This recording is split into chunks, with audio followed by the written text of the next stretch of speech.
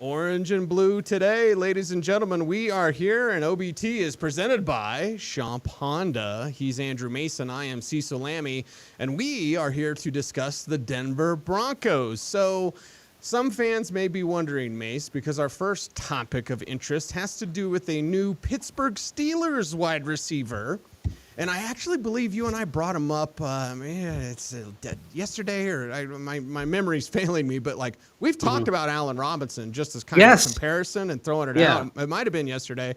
Well, Allen Robinson gets traded from the Rams to the Steelers, and I'm going to tell everybody what's going on here because he was traded along with a 7th rounder to the Steelers for a 7th rounder. So basically, they get 234, the Steelers get 251, and Robinson. So Allen Robinson, we could talk about the goodness and maybe some of the not-so-goodness and all these sorts of things with Robinson, but does this trade of a Pro Bowl-level wide receiver kind of give a roadmap for the Denver Broncos when we get back to the wide receiver potential trade talk? A little bit, but not exactly. I think Cortland Sutton is still worth a lot more than Allen Robinson would be. The contracts are similarly bad, but I mean, you just go for the last couple of years, Allen Robinson, he has 749 receiving yards in the last 2 seasons combined, which doesn't even match up to the single season tally of Cortland Sutton in either 2021 or 2022. The only area they have parity is in touchdowns. They both have 4 touchdowns, but Robinson has 71 catches in the last 2 years, and Cortland Sutton has 122. So it's a roadmap, but I think the Broncos should get more, but not much more. I mean, this is, look, when you're talking about exchanging 7th round picks as part of a deal, it's a salary dump move. I think for the Broncos, it might look a bit different in that they send a 7th round pick next year along with Cortland Sutton, and they get back a fifth round pick, maybe even early 6th, but not much. Very, very similar in the vein that you're talking about getting out from bad contract. Yeah, a contract move certainly for the Rams. The Steelers know wide receiver talent, and I guess to them it's worth the shot. But it happened a little bit earlier. In fact, I was thinking about trades before the draft or like during the first round of the draft. Well, we're just a little bit over a week away, and I think there will be a prompt from some teams. We saw it today. Kind of surprised me, Mace, but I think we will see a prompt from other teams because actions are spurned by these deadlines. I guess the deadline of the draft. It's just kind of the pressure of the situation, seeing what's out there, and then getting people to bend on their price a little bit. Yeah, and not just getting people to bend, but also getting into the draft and then seeing what the draft board looks like. And that's where we end up seeing trades within the draft. That happens because teams look at what's on the board, and particularly we see these deals between days when you're talking about veteran players being moved. Usually they happen between day 1 and day 2 starting, and then to a lesser degree day 2 and day 3, just because there's a more limited time between the evening Friday and the draft starting up on Saturday. For someone like Cortland Sutton, though, if we're talking about day 3, this is the kind of thing where it could just be a deal that happens just as we're sitting there on the 3rd day, and all of a sudden we find out, the Broncos are on the clock mid to late 5th round because they dealt Cortland Sutton. So the deadline spurs the action, but the deadline moments are hitting at different times for different teams depending on what their draft capital is. If you're talking about Jerry Jeudy trade, for instance, when that's likely to happen is either late in day 1 or sometime on the 2nd day of the draft before the 32nd pick comes up. Yeah. So we'll see what level of draft selection they get based on what happens. And the nice thing about you being at UCL Training Center during the draft, I remember I believe it was 2009. I think it was my last year at Dove Valley. for the draft. It was Noshawn Moreno. Beautiful baby blue suit for Noshawn. Mm-hmm. But I remember sitting there, and their draft order was different, but it was day 2, and the lights came on. The Broncos were done picking, but then the lights came on, and we were all like, what's going on? What's going on? And I believe it was the Richard Quinn pick. I was hoping for, who was that big defensive lineman, went to Chicago, could jump out of the pool. Remember that? Like, that was a viral video where he was flat-footed and he jumped out of the pool. Name eludes me right now. Again, I'm old, but like, I remember the Jay Cutler thing where all of a sudden the activity happened, and then all of a sudden Jay Cutler was picked. I was out there at, that was in the cafeteria then, and I think KOA got mad at us because we actually got Cutler first. We were 950 the fan then.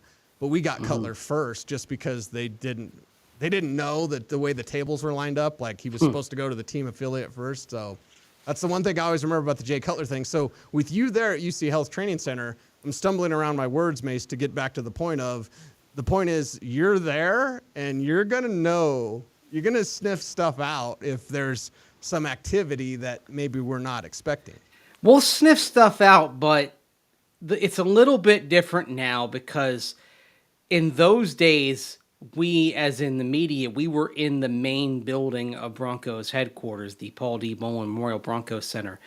Now we're over in the field house because the media room is in a bunker on the field level of the field house. Basically, it's a room without windows. If there's ever a nuclear war, it's exactly where you want to be. Mm-hmm. So the flow of information isn't quite the same as it was. And, it used to be because all the stuff media-wise went on in the same building, you could kind of get a sense of some buzz when you saw, staffers and PR people scurrying around and you knew something was up. It doesn't really happen that way anymore. So I don't know if it's going to be as illuminating as it was back in 2006, for example, when you knew something was up, with the Jay Cutler pick coming in.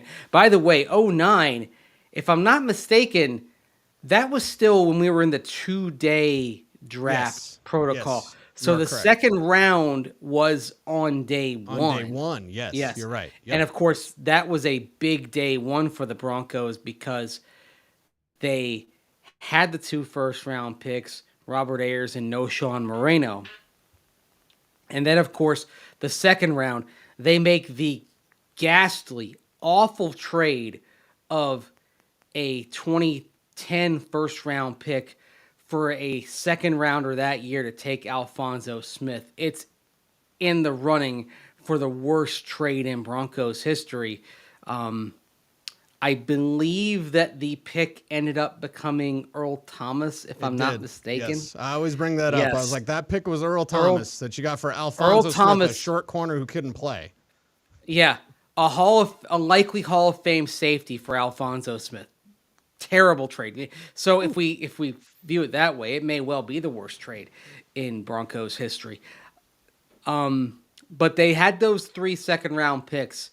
And, of course, those 3 second-round picks were Alphonso Smith, Darcel McBath, and the aforementioned Quinn, who there were laughs in draft rooms across the league when that pick of Quinn came in. Yeah. Because, as we saw, he had no receiving talent whatsoever. And with all due respect to blocking tight ends, you don't take blocking tight ends that early. That's something that you can find well into day 3.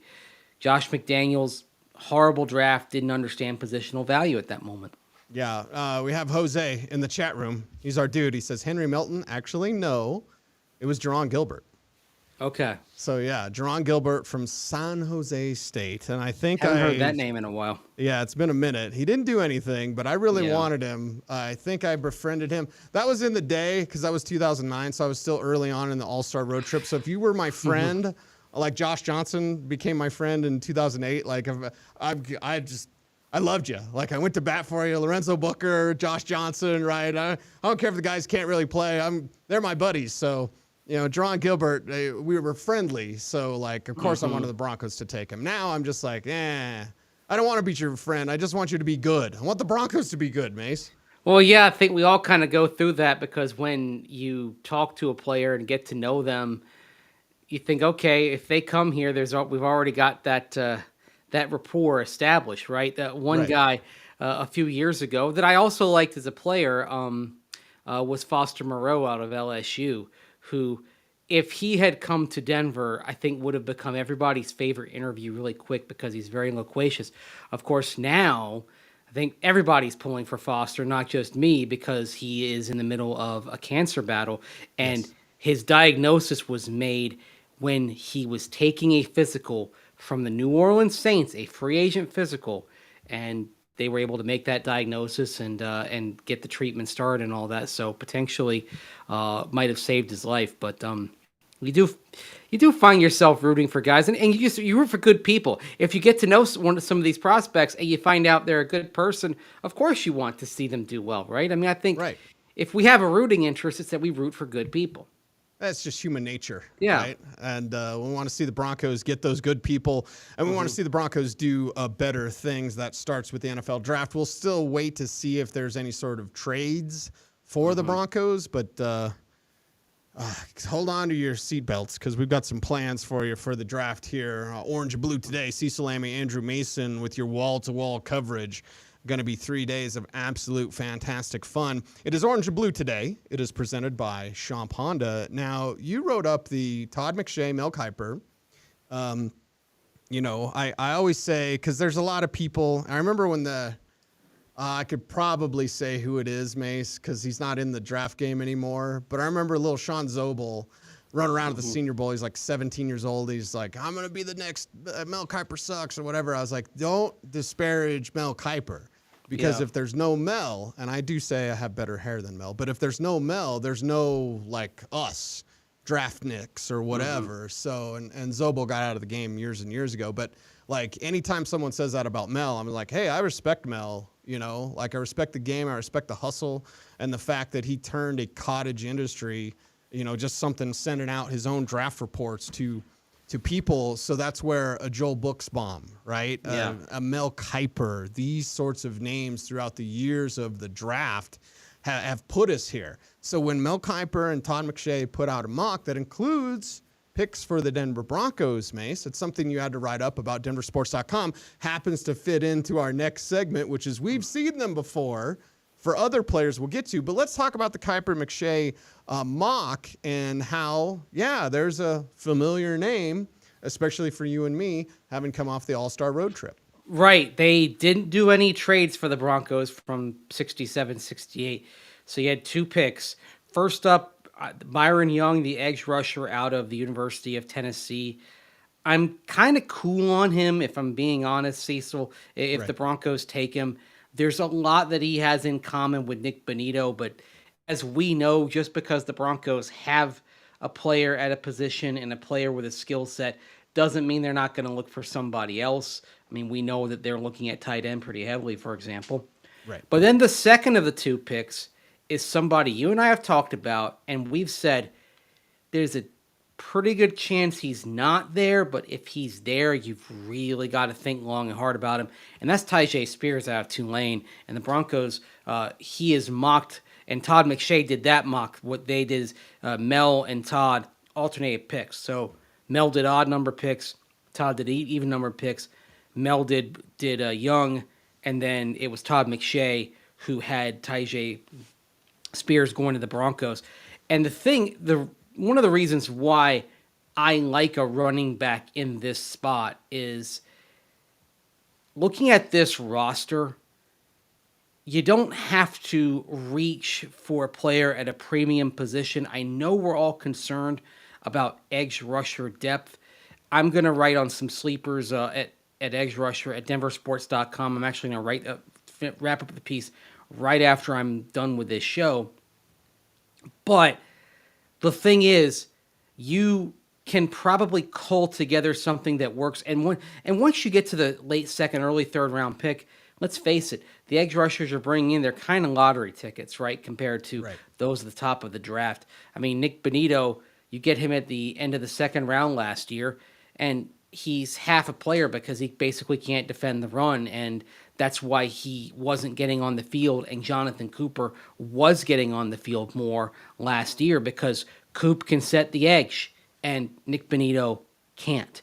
So that's the one thing about Young that I kind of question. But also, to me, that's why I don't necessarily want to pick an edge right there.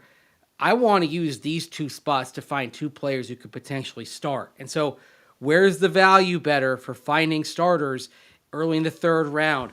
Tight end, interior offensive line, interior defensive line, running back. And Spears in particular is somebody who you and I think, both agree fits what Sean Payton wants out of a running back perfectly. Could be the Broncos' Alvin Kamara.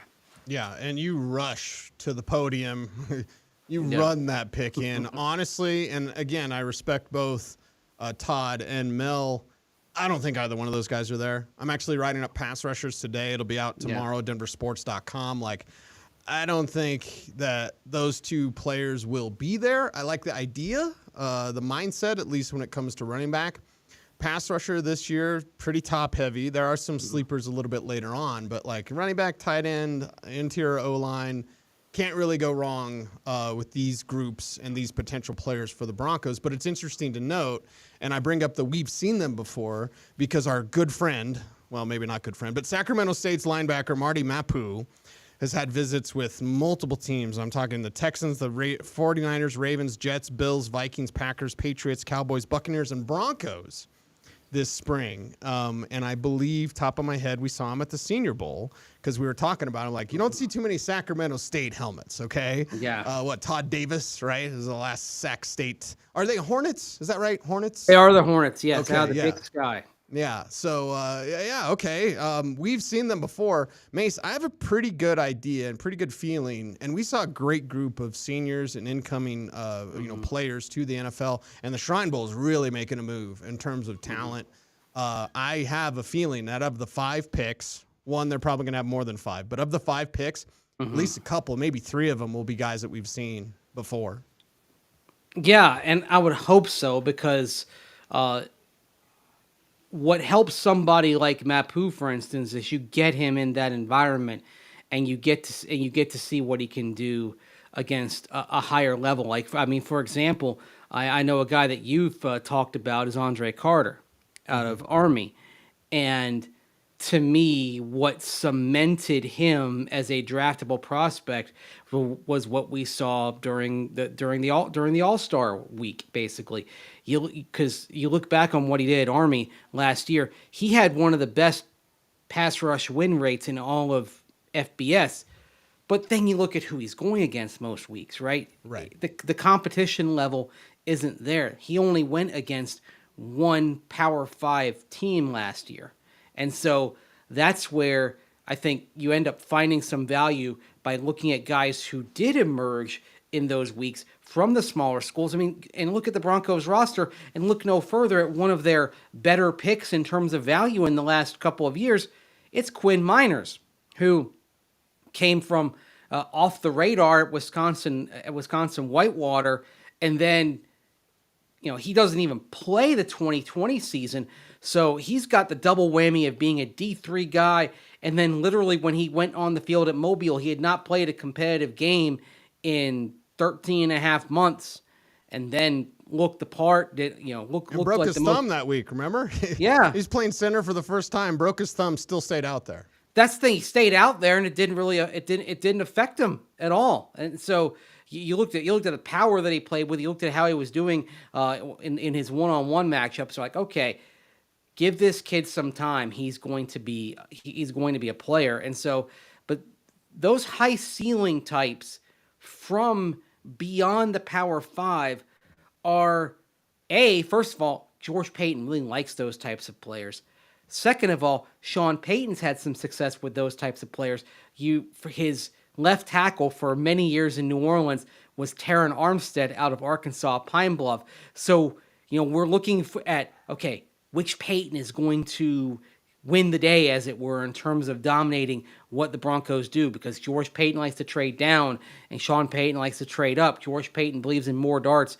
Sean Payton believes in quality over quantity. But one thing that they share is they really like these prospects who are coming from outside of the Power 5 and finding those high ceiling guys. I mean, let's go all the way back to Sean Payton's first draft, and he found the most productive receiver in Saints history coming from Hofstra, right? Hofstra of all places, yes. Marcus Colston. Mm-hmm. So one area where I think Payton are going to be simpatico is in taking more chances on those guys beyond the Power 5 and going deep into the college football ranks, which is something that John Elway didn't really do very often. Did Elway helmet scout? I mean, I love John. I didn't make no bones about it. I absolutely love John Elway. But there was seemingly a lot of helmet scouting going on. And when we talk about off the radar or small school prospects, I would feel a little bit better had it not been for one pick. He who shall not be named by me, because I've already said his name too much and made people sick. But yeah, it seemed like Elway helmet scouted a little bit. Yeah. Are you talking about from the American Athletic Conference? A quarterback? I'm talking about Montreal, Washington last year. Okay. Well, that wasn't an Elway pick, but yeah. Yeah, that wasn't Elway. That was more I think that might have been a Russell Wilson pick. Well, then I don't want Russell Wilson in the draft room. Sorry. Remember, because that was the story on Montreal was yes. Russell Wilson, walks in as George Payton's watching film, right? Mm-hmm. And sees Montreal, and I believe the quote was, "He could be the one." Well, nope. No. I mean, look, I'm not even sure that Montreal Washington's on the roster when we get to phase 3 of OTAs, because, if they find some receivers they like late in this draft and into the undrafted pile, there may not be room for Montreal Washington. They may just want others in there as well. Right. Yeah, so we shall wait and see. Now, I do have to bring up Ken's comment here from the chat room. First off, we love every one of you for showing up every day. OBT is the BFD in Orange and Blue today with Andrew Mason and Cecil Lammey is presented by Champ Honda. Ken says this: can't be excited about the draft, not good picks, plus Peyton is garbage, won't do anything with the few picks we have. I will say this, Ken. I'm super excited about this draft. In fact, behind Inside Baseball, Mace, we just had one of our digital meetings, and I was like, I feel super I feel disrespected because this is perhaps, and I could make the argument, it's the most important draft for the Denver Broncos because they don't have many picks and they need to hit on as many as they possibly can. This isn't a luxury draft and whatever, they're already set. No, they still need quality depth. Maybe a starter if they can. You need to find these sorts of players. So I feel the pressure is on, and I know Ken's opinion on Peyton maybe closer to mine than it is to yours. I'm not going to call George Payton garbage. I don't think he's garbage, Mace. I think he has an eye for talent. But I need him to be bold and perhaps stand on the table sometimes. We always bring up the 2017 draft, and it was so great, and it was awesome. Sean Payton didn't like Alvin Kamara. Yeah. He thought he was a soft runner. So Mickey Loomis... and it's a third rounder, so we're not talking about a first rounder, but Mickey Loomis, made the move, made the pick, and obviously Sean Payton incredibly happy with the production he got from Alvin Kamara. So I'm almost opposite Mace, and maybe I'm the wrong person to ask, but I'm almost more charged up for this draft because this is you got 5 Death Star shots, basically, if we're going to bring in a new hope and invoke the name of the great Luke Skywalker. But if you're George Payton, you got that position, stay on target, right? Stay on target, turn it off, baby. Turn off the targeting Use computer. The force, right? Okay, trust your conviction, right? And this is where, if you have a conviction on a player, don't be afraid to make that pick. Now, that being said, you got to be careful with the conviction, right? Because sometimes that can lead you to reach. And I'll just give you a good example. Okay. Bill Kolar, arguably the best defensive line coach of our lifetime. Right? Had a conviction on Adam Gotsis. And the Broncos picked him late in the second round of 2016. Gotsis was a perfectly serviceable player for 4 years, and he's still around. He's a good rotational player, but not at that spot. He was coming off a torn ACL. You could have almost certainly gotten him a round or even 2 rounds later.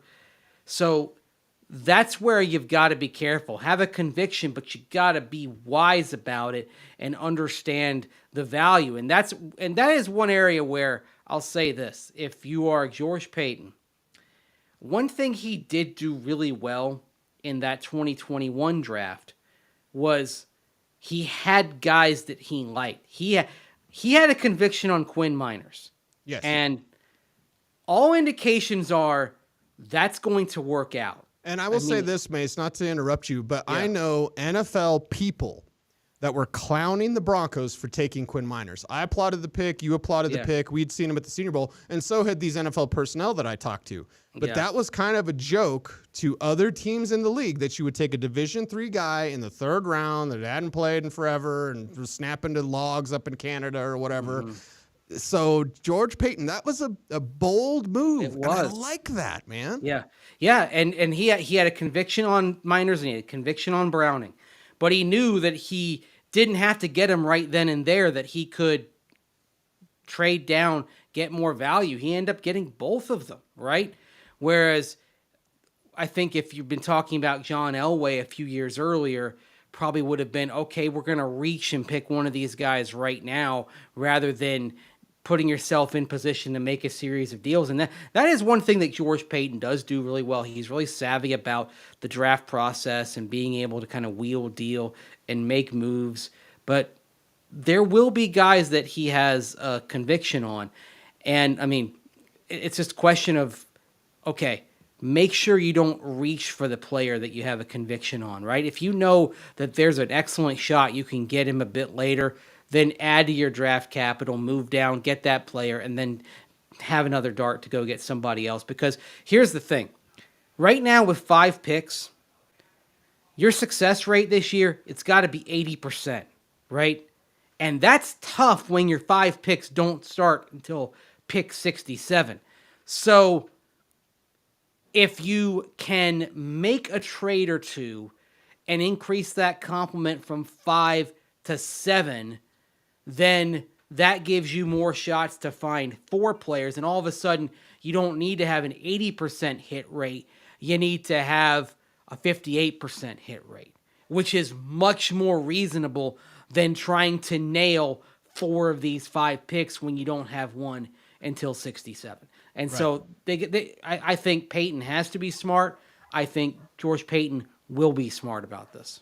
And that's where I'll finalize my comment on Ken's comment. Yeah. If George Paton is not good this year, he is gone. Yeah. And this I is urgent dig for him. that sort of pressure. Like, I think George Paton will respond to that pressure. I think Russell Wilson will respond to that pressure if we talk about on the field. But, like, there's a quote, and I use it often, but I'll use it here, maybe for the first time, Mace.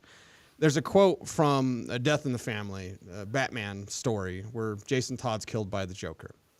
And there's a helicopter that's crashing, and the Joker and Batman are going down, right? They're going to die in this helicopter crash. And Batman, as he's staring over at his longtime adversary, he says, I sense a great deal of finality in all of this.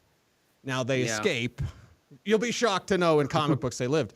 But that's the way I feel about this draft. Like, I feel a great sense of finality in I want to get to 2023 so bad, because if Wilson works out, great. You move forward. If Wilson doesn't work out, great. You find somebody else. If George Paton drafts great and gets 80% hit rate, whatever, great. You keep him around. If George Paton doesn't, great. You move on. Like, this is going to be such, the precipice, the edge of the cliff, whatever you want to say. Like, we're right here this season. And I think this draft means so much. Yeah. It's almost like this year is basically everybody, George Paton, Russell Wilson, players on the roster, all proving themselves to Sean Payton.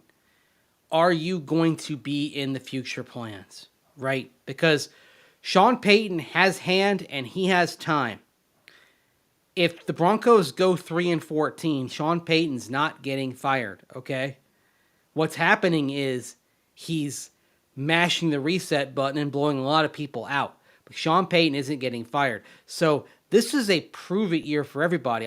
I do the annual Broncos preview in the Lindy's Football Magazine. That'll be out early to mid-June for your summer reading. Go to your newsstands and pick one of those up. And one of the first things I submit, because believe it or not, we're already starting the process of getting those ready. I mean, the off season goes fast. Yes. And so I submit a couple of things, and one of them is on the hot seat. And I chose Russell Wilson as being on the hot seat. But the fact is, Cease, I could have chosen 24 people on the hot seat, up to George Payton. That's how much is on the line this year. The firecracker is being lit under everyone's butt because Sean Payton's in that building right now, and everybody's being evaluated.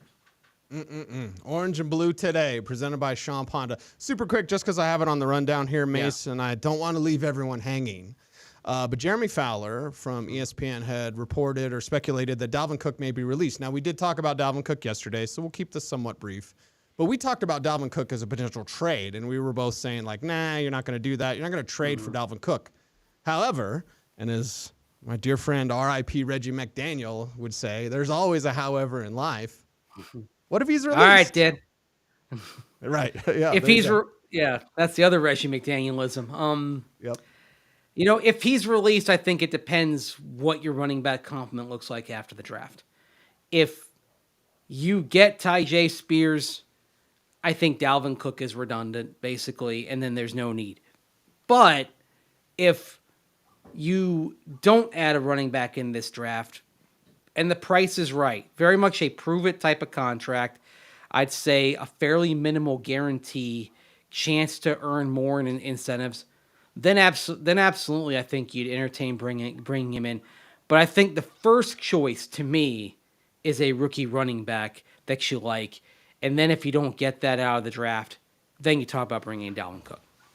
He is Andrew Mason, ladies and gentlemen. You follow him on Twitter at Mace Denver. I am at Cecil Lammey. We are Orange and Blue today, presented by Sean Ponda. Until next time, be safe, be kind, know that you are appreciated. Stay tuned, and as always, would you please do this? Stay frosty.